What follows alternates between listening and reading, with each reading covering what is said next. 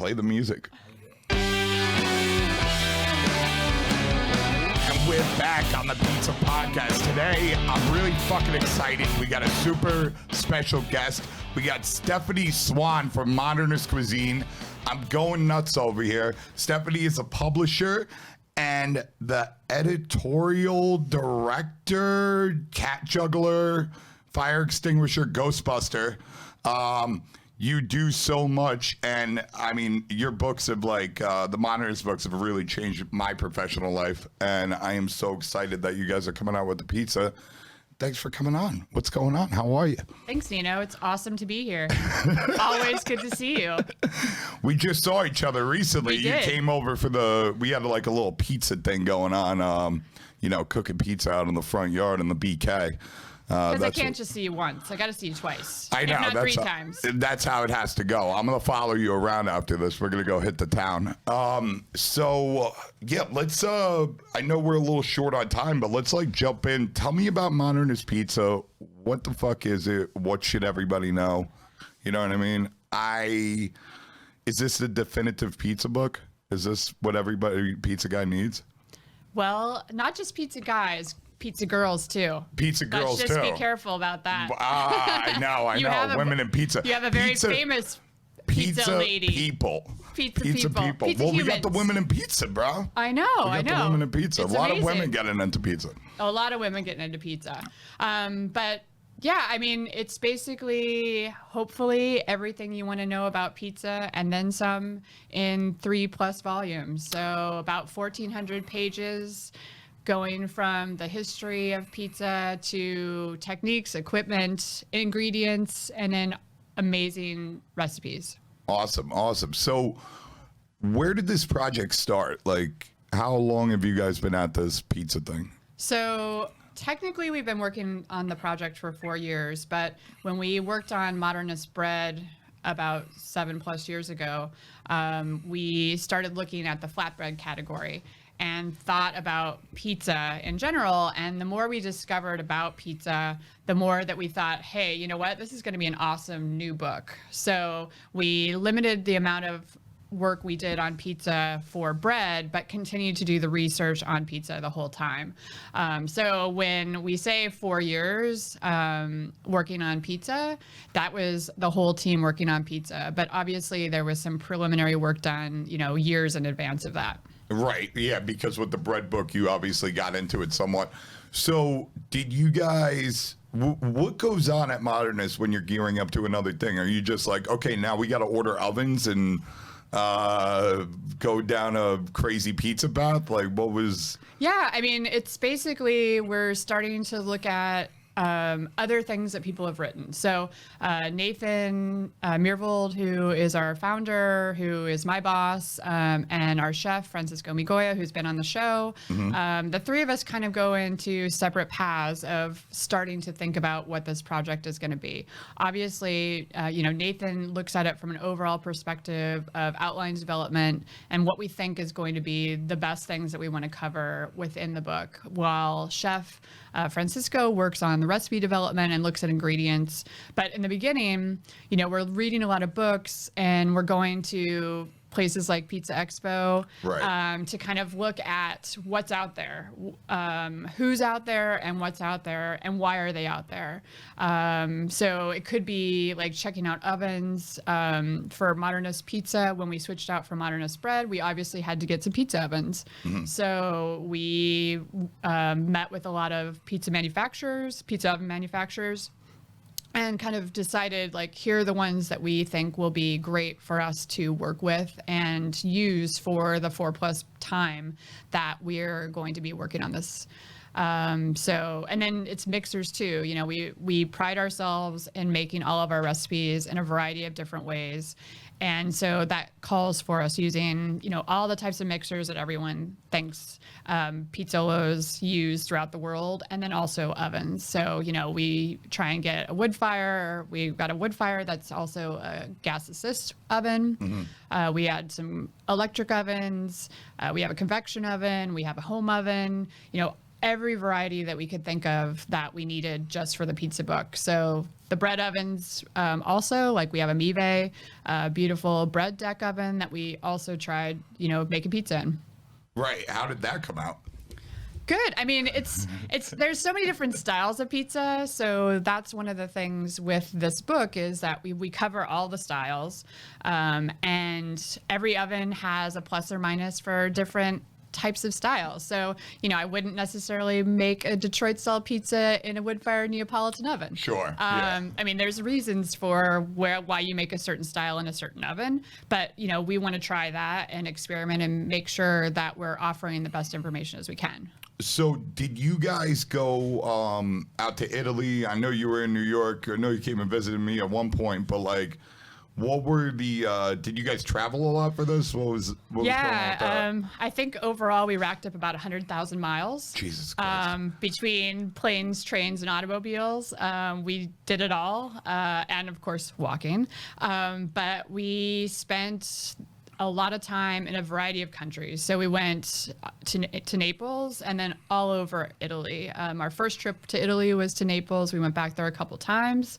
But then we decided that we really wanted to see what pizza was like in Florence, and Arezzo, in Venice. And it was very eye-opening about the pizza experience in a variety of places just within that one country.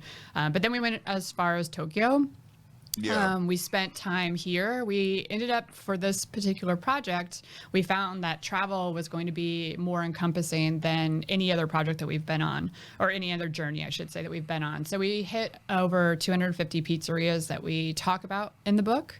But then I would say we probably hit another 250 just on the research side of like where to go, just talking to you on Friday, and then today too, we're rattling off all these other pizzerias that are new that opened up that weren't during our journey during that time. So, it's consistently evolving.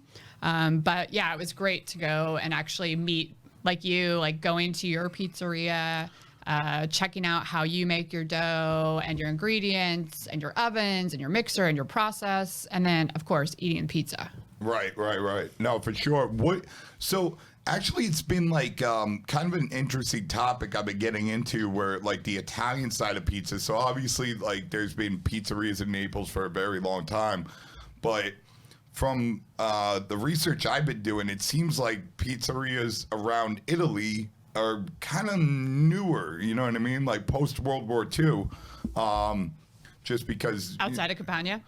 Outside of Campania, it seems to be like a lot of post World War II. I know there's a place in Milan that was opened up by Sicilian immigrants in the 1950s, but I was looking at the Roman style pizza. It seems to be like only since the 60s or something like that. Maybe even later than that. I mean, it's interesting because, pizza, we talk about the history of pizza and a variety of dynamics within the book. And it was really interesting because there's kind of like this black hole for pizza knowledge that basically ends around the wars, and then pops back up around the 60s, maybe 58. But like that period of time, pizza wasn't captured. There might have been pizzerias.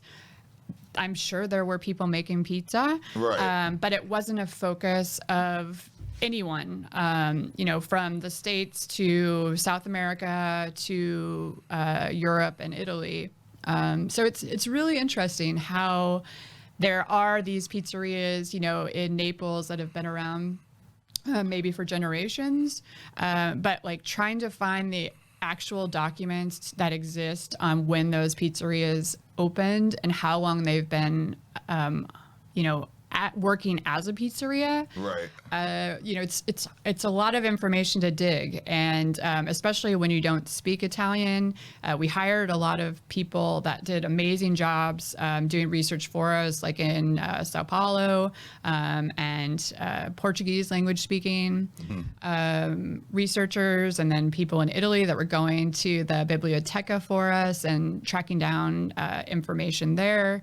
And then here in New York, too. I had an amazing researcher that was going to the city, looking at archival information for building rights and ovens, because back then you had to basically let people know where your oven is so they're tracked.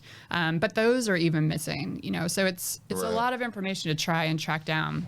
What were some of the experiences in Italy that kind of stand out while you were there? So I went to this one place. So one of the really interesting things is we found this book, which not anyone really in the pizza industry had let us on, and we actually tracked it down when we were in Italy. It was called the Gambero Rosso Pizza Guide.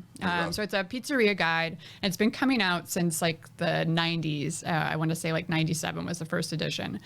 And it was pizzerias exclusively throughout Italy, and then in the back section, they have some places in other parts of the world. But it was really interesting because they graded them by slice. It's like Tre Spicchi is the top. Okay. And so one of the things when we first went, we were like, oh, you know what? Like, let's try and go to all the three pizza slice places, like it's like stars. And then they have a rotelle for the wheel. Okay. For anything that's not sliced, so like Banchi and Al Taglio style. So we went them to go to all of the Tre Spicchis, and some of them we knew, and a lot of them we didn't know, and a lot of the ones that we didn't know, also a lot of people, when I asked them, like, have you been to X? They were like, no, never heard of it.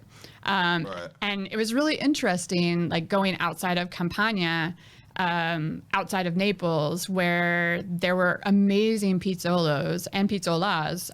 One woman that I went to have her pizza, she's right at the base of Mount Vesuvius, like literally on the Naples Campania line. Right. It's called Via Giovanna. And everyone until this day still, like I'm like, oh, have you ever been there? And everyone's like, no, never heard of it. And amazing pizza. She's the only female Tre Spicchi pizzola that's been in the Gambero Rosso guide that since I've started looking and doing research, so 97 to now. She's been in there, I think, 3 years now in a row. And it's an Italian restaurant, gorgeous spot, amazing pizza. She uses a lot of different flours, cereals, as they would call them there. And then, just amazing local Italian tomatoes and toppings. But I find it fascinating that, like, no one knew her. Yeah, I mean, we definitely live in a world where it's, marketing is such a huge thing. And, like, now you have all this social media, but, like, before that, like, if you don't hire, like, a PR agent that's going to really push you out to the things, like, how is anybody going to really know about you? What was it? Wood-fired pizza? Was it? Yeah, it was traditional Neapolitan, I would say. And the ingredients were Neapolitan. Nothing. I would say the big difference was her inclusion of cereals. Okay. Different types of flours, which is not really something that many pizzolos do in Italy, especially in the Naples Campania region. Well, yeah, it was really up until recently. Now everything's changing. It was like kind of like against the rules. It was Cracco, like blasphemy. Cracco in Milan, he did a whole wheat Neapolitan pizza, right? And he got the shit for it. I mean, people were so pissed at him. And there was all these articles in Italy about his blasphemy of pizza. And it was about the same time as the UNESCO granted the Neapolitan pizza. And I actually went to this panel where Cracco was on it, and then the guy from UNESCO was there, and actually Enzo Coccia, he was there, and a variety of key people in the UNESCO side. And it was just really interesting to see this dynamic of people, Italians, North and South still, arguing about the authenticity of pizza. Yeah, it's all kind of ridiculous. And I completely attribute it to, everybody having supercomputers in their pockets, where it's like, look at the Tipo 1 flour that they came out with. The reason why Caputo came out with Type 1 flour is because all of a sudden, for years and years and years, they were like, okay, there's these rules. You have to use 00 flour. You have to use 62% hydration, beer yeast. And then some guys, younger guys really, were like, wait a minute, you know, you didn't have 00 flour in the 1850s, and you didn't have commercial yeast, and you're trying to sell the us 1940s or the 1960s. Exactly.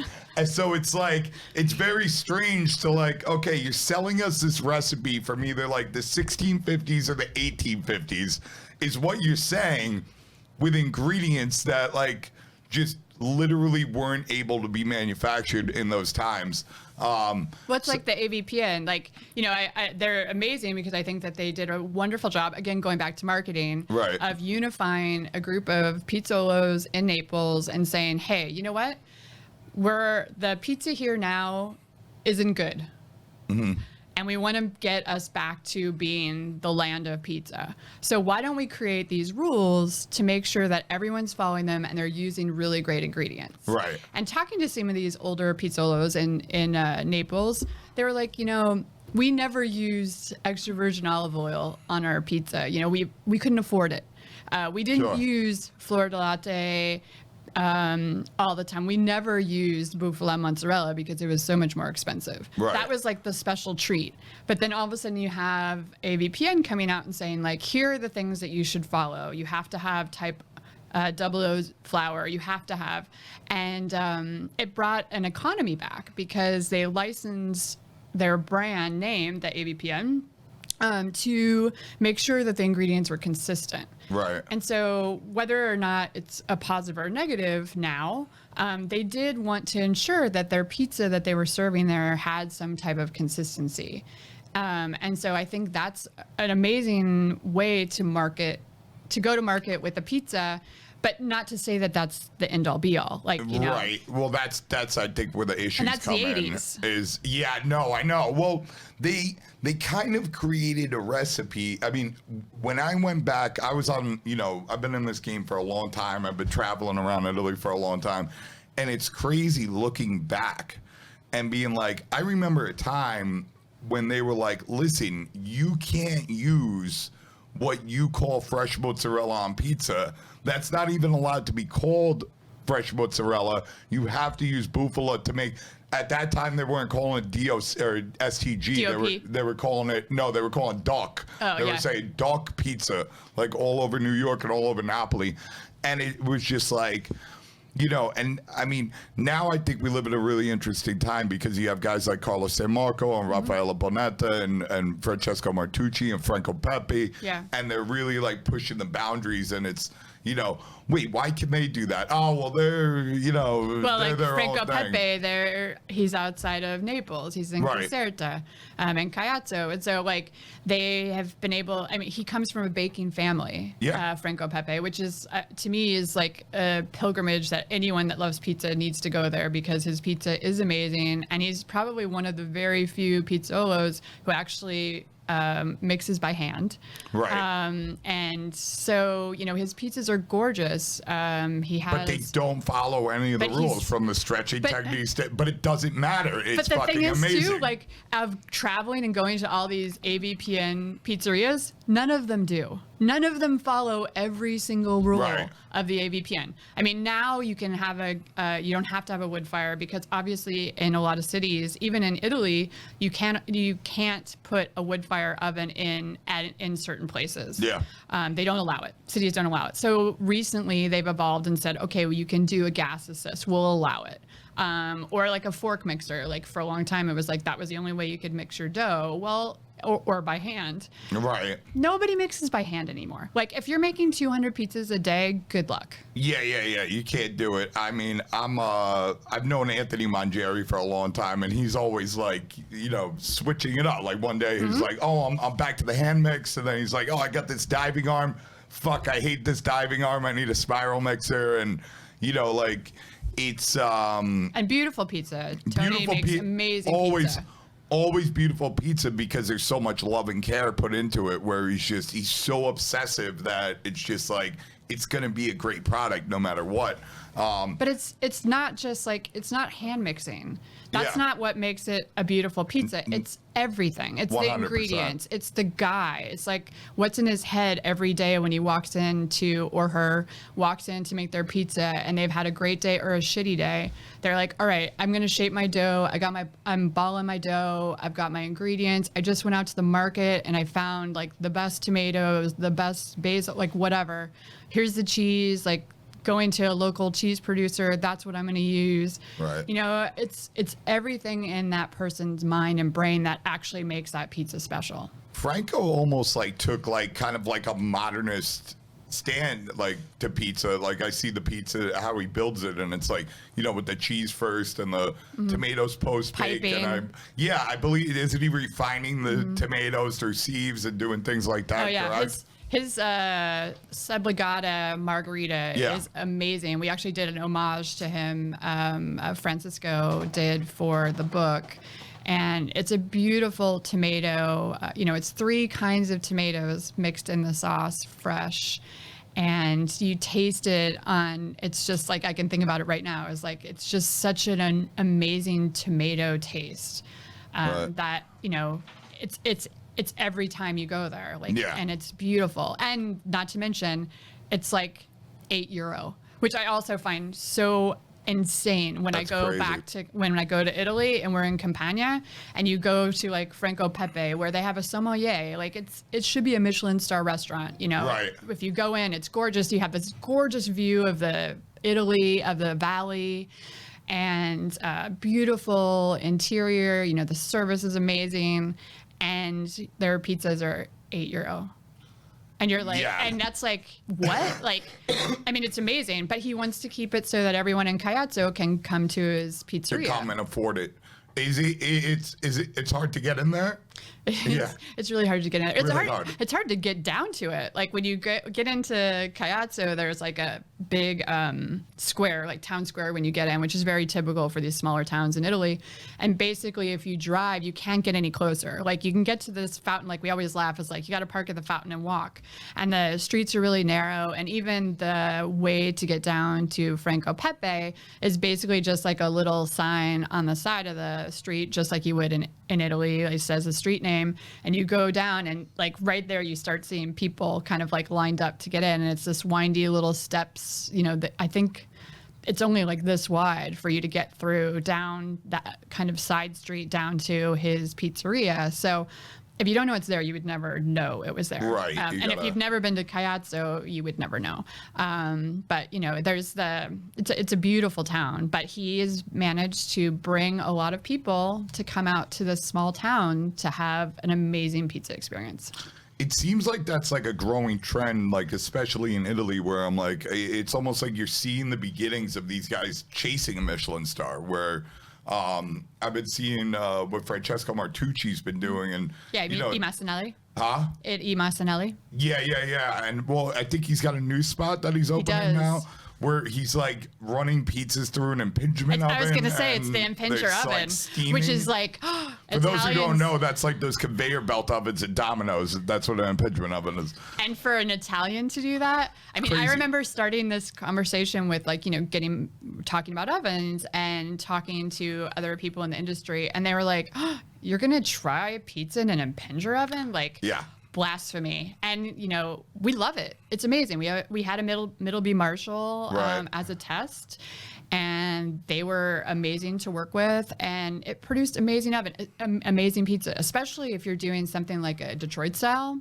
like a Emmy squared. They do a impinger, and it's like start to finish. Amazing. I mean, I recently got like reintroduced to them. They have a lot of stigma behind them. Like, I mean, it's kind of crazy. I know guys in the Midwest that like there's this whole like culture around. There's dudes that like they could take these apart, pizza guys, put them back together.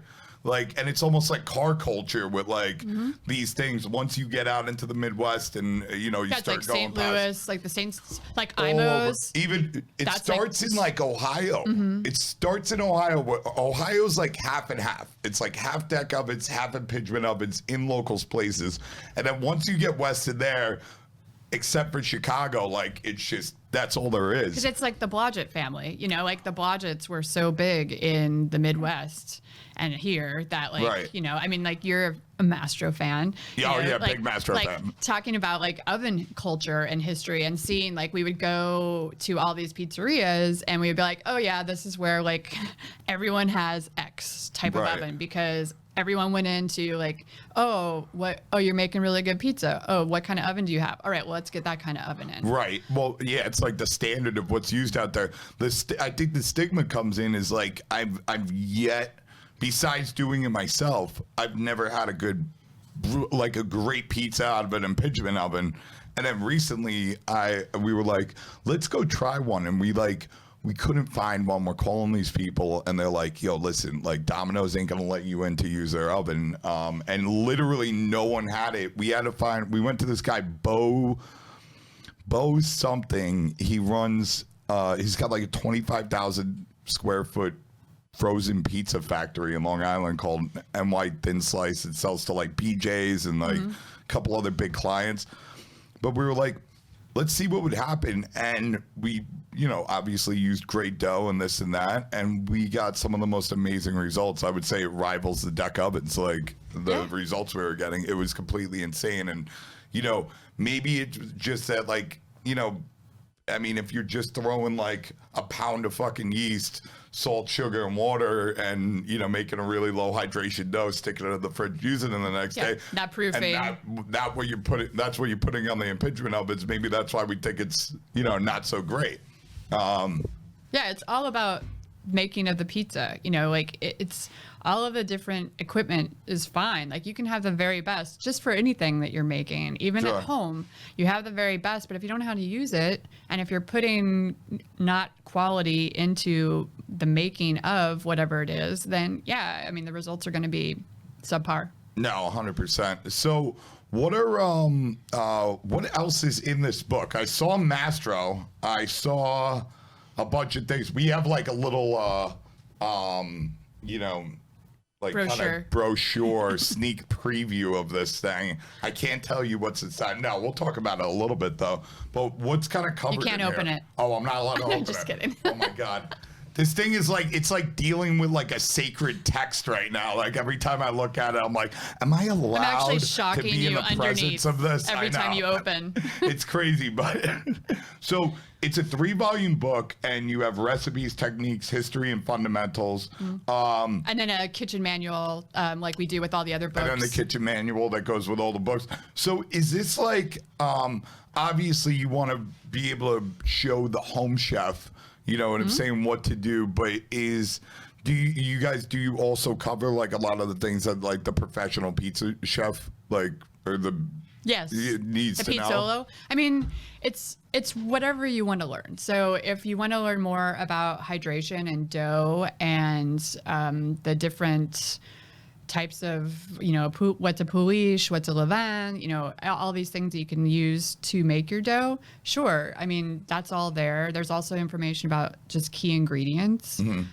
So flour, water, yeast, salt, but then also sugar and oils, fats, salt, you know, all of those things are talked about from a heat and energy principle as well, just like we did for bread, a little narrower because we're just talking about pizza ovens for the most part. But still, you know, how your hot spots work in your home oven versus in your deck oven versus your wood fire oven. You know, there's all these different principles that are applied to all of the types of ovens that can help you make a better pizza. Right.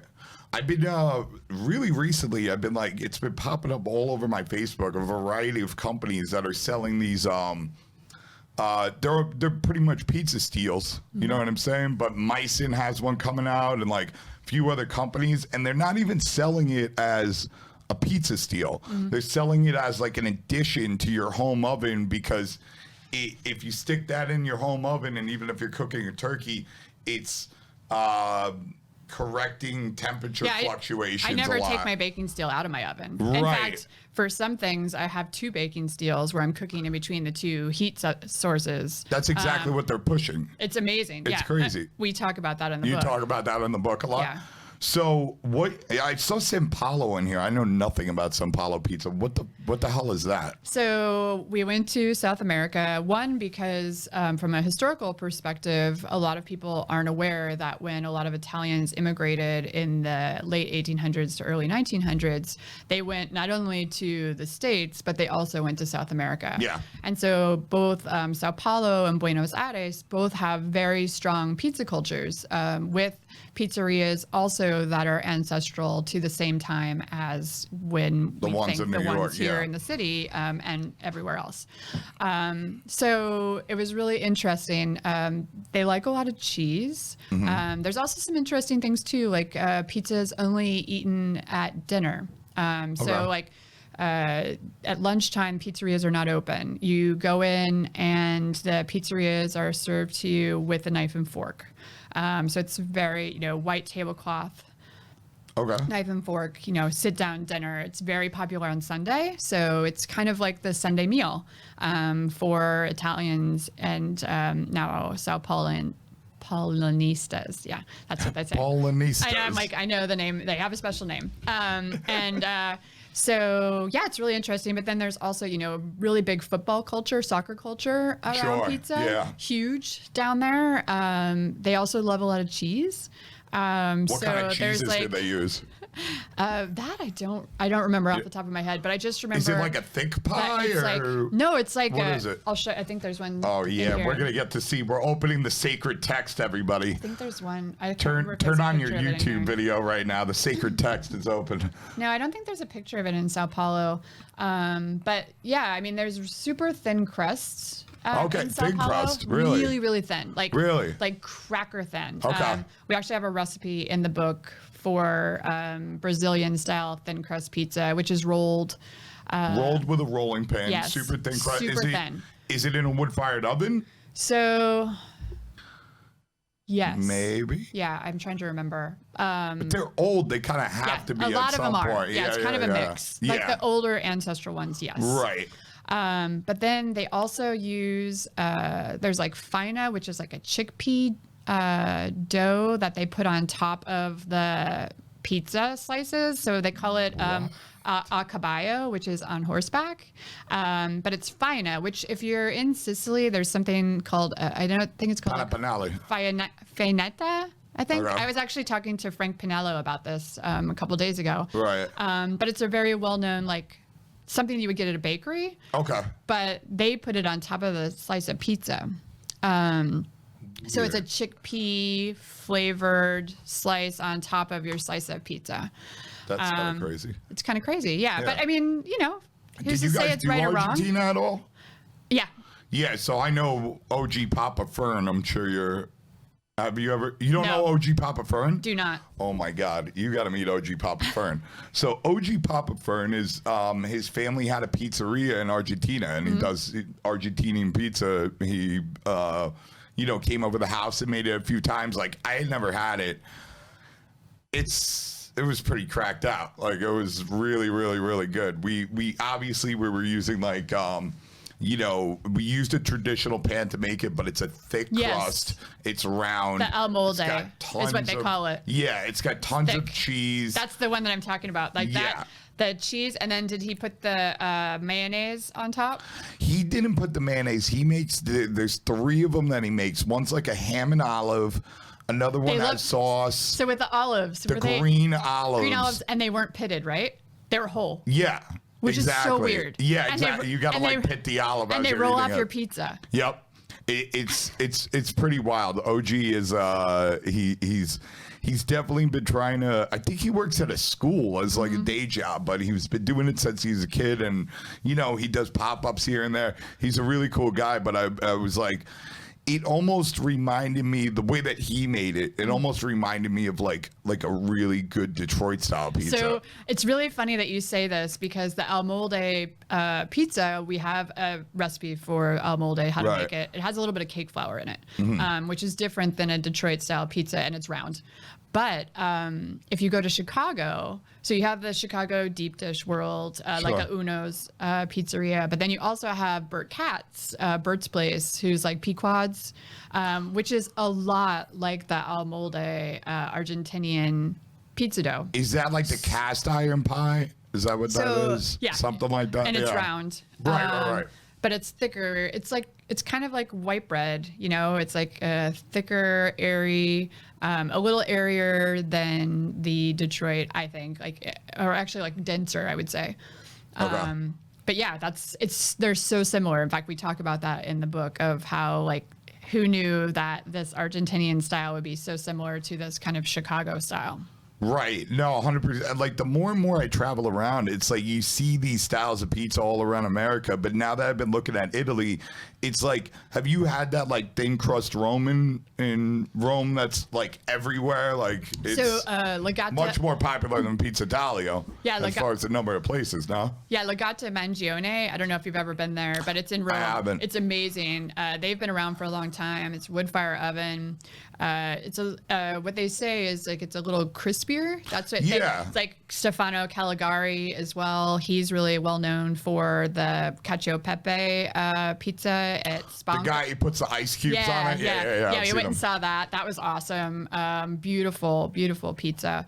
But yeah, so that's kind of the precursor to having Al Taglio, which is another Roman pizza. Like if you say Roman pizza, what's in your head? Like. I mean, now first? it's different. Well, what originally popped up first was Metro. Yeah. So back in the day, going back to, I don't know, I was probably 21 years old. So, I don't know, 15 years ago. There was a guy, Salvatore Olivella, who claimed to be from Naples, but I didn't know how to slap, didn't know how to do any of that. We didn't even know what that was back then. Like we had no idea. Yeah, we had no idea about any of this stuff until like Giulio and Roberto Caparuccio came out on the scene, and then like that started to like proliferate. But he had opened a place that's still there called Numero 28, number 28, in the West Village, right next to Ketste. And they were like, oh, yeah, this is what we do in Naples. And they taught me, like, they were like, here, you got to do it like a violin. And it's the pizza metro style. And we were cooking it in the wood-fired oven. And we'd either have, like, long. One. Yeah, it was long. A beater. Yes. And they would say, like, they would tell me these stories. Like, they'd be like, oh, in Rome, you buy pizza by the kilo, and this is what they have, and blah, blah, blah, blah. So originally, that was it. And then, I mean, we only started seeing Pizza Al Taglio, I don't know, what, 5 or 6 years ago for the first time? Like, yeah, Bonci. Like, as soon as Gabriele Bonci kind of... also a baker, started making pizza, and Pizzerium opened, and then it was like rave reviews for pizza in Rome. Like that's what people equate to for Roman style pizza. Most people, when I ask, is that like the Roman first one that was doing Taglio? No. Or no, it wasn't. Somebody else was doing it. So there's this guy, lesser known outside of Italy, Iezzi is his last name, and Bonci Angelo Iezzi. Yeah. So he actually started with high hydration doughs. And so even Bonci, if you talk to him, he credits Iezzi as an inspiration for making his. Right. But again, it's a baker that started making these Al Taglio pizzas. We talk about it in the book. There's a little bit of a differentiation where Iezzi actually keeps the toppings and warms them up all together, where Bonci actually takes the toppings off, warms the base, and then puts the toppings back on. Okay. So there's kind of two schools of thought, but the base is very similar. It's par baked and topped and beautiful. Both of them have strengths. But yeah, so like nobody knows about this Iezzi guy. Like I had read about him. We know about him. He's in like the API or something like that. That's it, exactly. Yeah. But like a lot of people don't. Like everyone's like, oh, Gabriele Bonci, like he's the first one, and it's like no. Like there's been pizza in Rome for a long time. So when is Angelo from, you think? Like the 70s, 80s, 90s? So he started his school around the 80s. Okay. And he was teaching Roman style. I know that's his main jam, is teaching It was Roman about the style same pizza. time as AVPN. Like that's the kind of continuum. It's like they both started. AVPN kind of started and API kind of started at the same time. Right. But yeah, it's really interesting. Yeah. It's, And Aiezi's like too, like Bonci is really close to the Vatican. Okay. So of course for like Turista's exposure, like he's right there in the main drag, where Aiezi is like out in a neighborhood. So you have to go out there. Same with Stefano Caligari, like his places are not quite like right in the city. Trapezzino, I think, is like the closest one that's in the city. and that's the same Trapezzino that was here, in the Lower East Side. Exactly. It closed down, right? I think so. Yeah, I don't think the one's here anymore. Right. But that place was great. I just think, it's like little sandwiches. bro, it was so fucking good. I'm like a Lower I East loved Side it. stomping ground kid, and the problem is people just didn't get it. What's like pizza frita? Like the only Yeah. person that makes pizza frita here in New York is Roberto at Ceste. And they don't And it's- make a lot. No, and every time I come to see him, he's like, "Oh, you have to have pizza frita," which I love because only time I really get it is when I'm in Naples, where it's everywhere. Yeah. But like, why? Like, why? Like, we eat funnel cakes at the fair every day. I know exactly why. It's because these guys are terrible at communicating their message to Americans. Like, they really Gino Cerbillo, who's, bro, I mean, the guy's got 3 million followers on Instagram. He's on Via He's a Tribunale. fucking legend. He's got all these places. He, fought the mafia and all this other crazy shit. Whatever, bro. The guy's huge. And he tried to open up on Bowery. Right he there. opened on Bowery, but he opened at the same time when they were building that. He had opened a place on Mulberry Street across from Chich's old spot. And they were doing, they were definitely doing pizza free. And they were doing I think maybe they were doing Portfolio too, or maybe it was just pizza free to Montanera.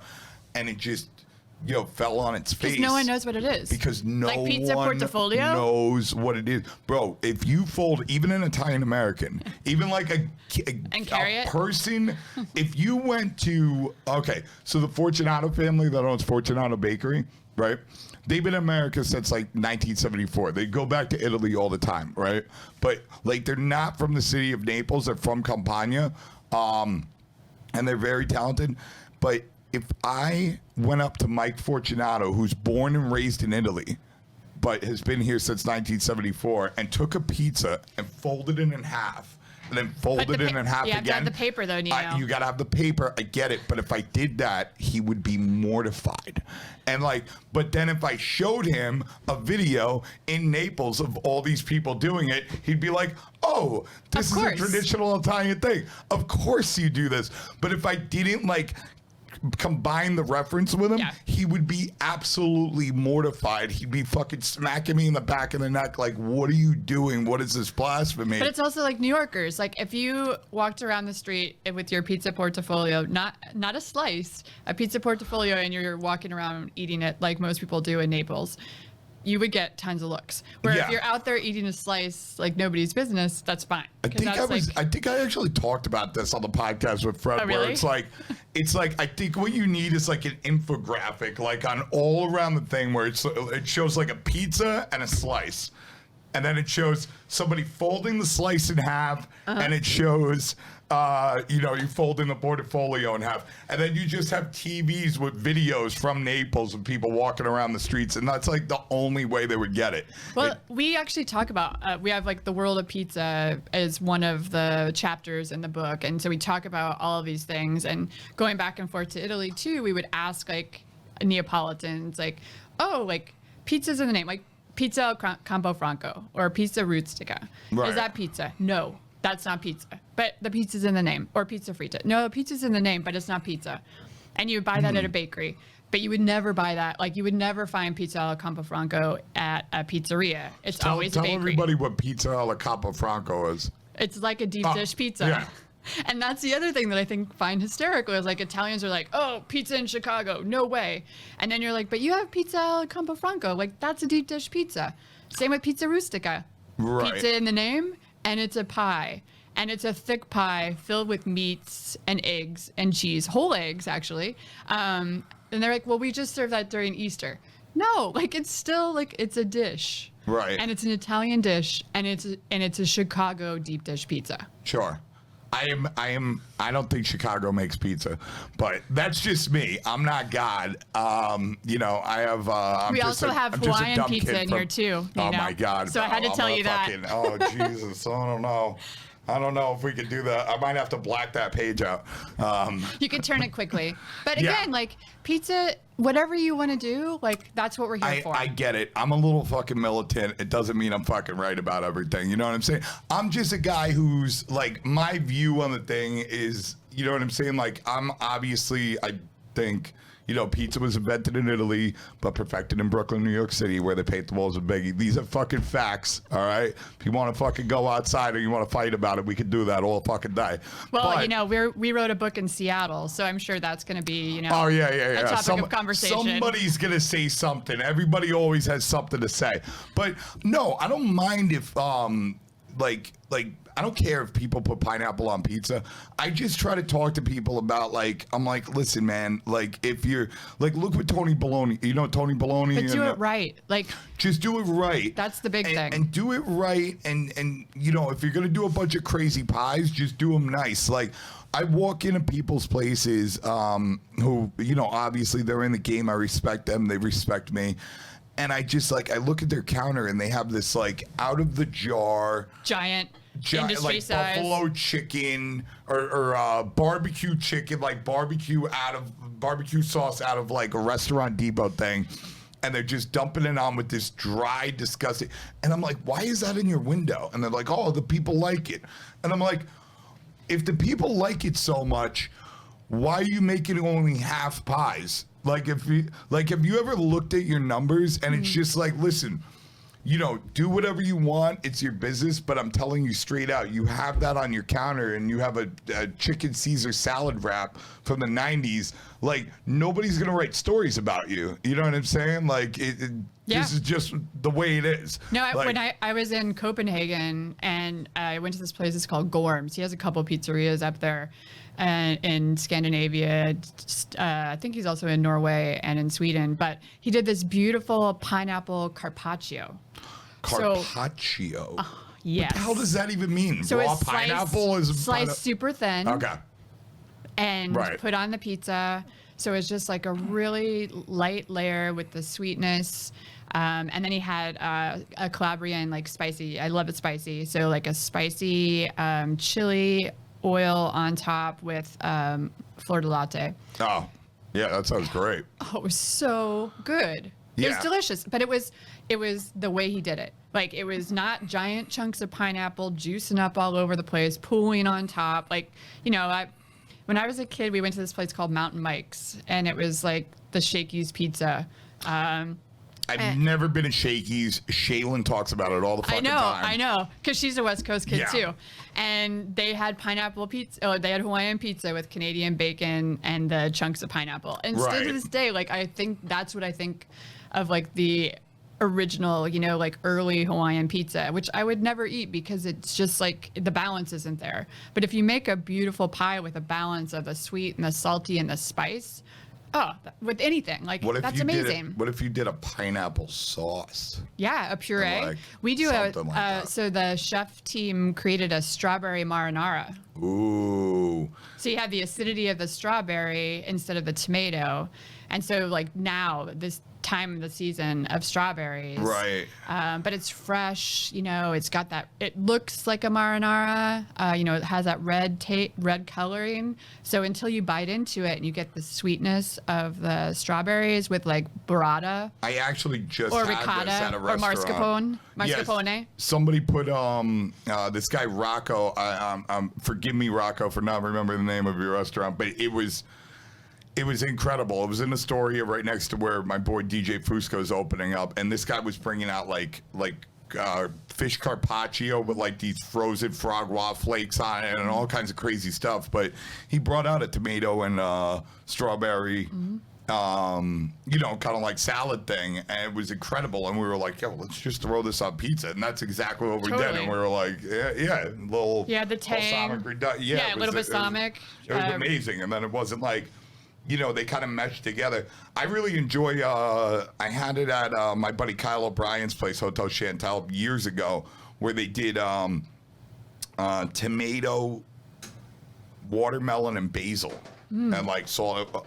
It's one of the best summer dishes I ever had in my life. I don't know if it would work on pizza because watermelon's got a lot of water, but if you strained it, if you pureed it down and let it, and did all that and just captured those flavors, I think that's exactly what you need. Do you guys do anything with like talking about like refining ingredients to add to pizza in this book, or is it kind of like just sticking to what you guys were learning and trying to relay that information? So there are some there's information both in the kitchen manual and in the book on techniques that are typical techniques like sautéing, frying, all the things that you might do for different types of ingredients to make sure that you're looking at the water relation to putting it on cheese. There's a chapter just on cheese. There's a chapter just on sauces, which are tomato-based, pestos, dairy-based, etc. Right. So we do talk kind of about like water content and all of that. Yeah, I think a lot of guys in the industry.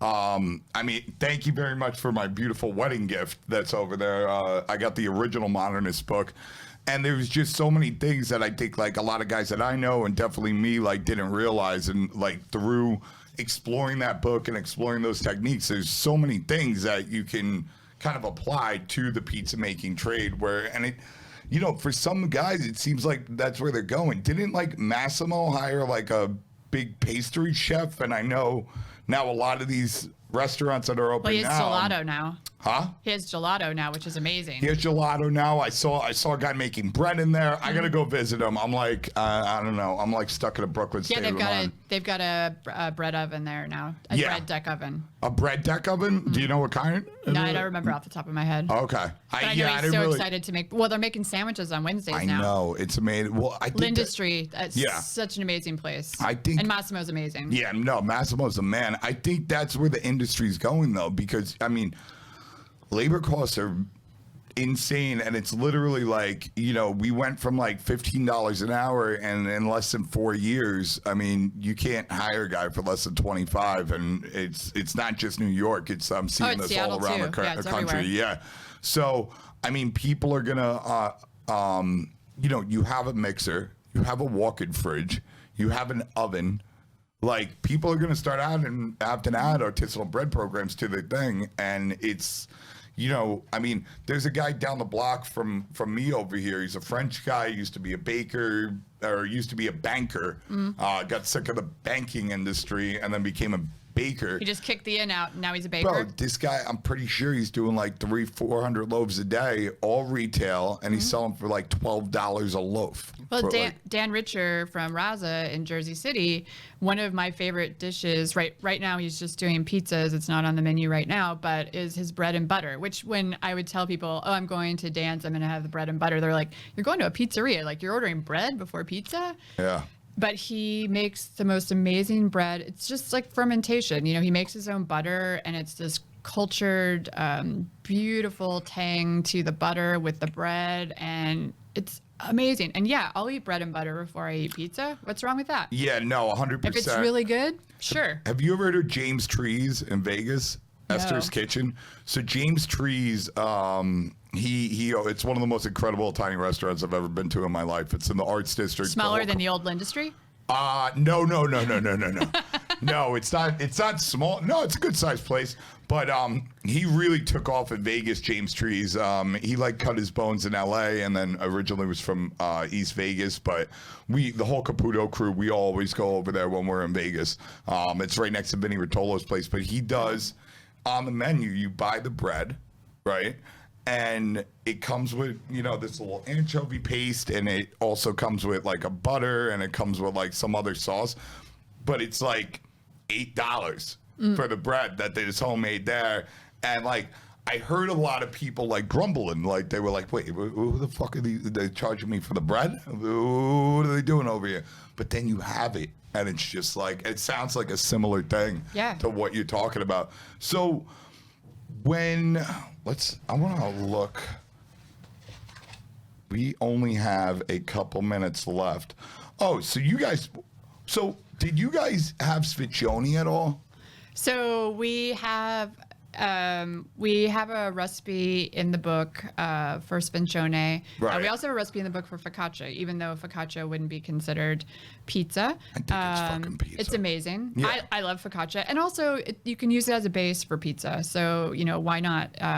It's similar to a lot of the other thick crust, or thick breads like a Detroit, like a Sicilian or square, whatever you want to call it.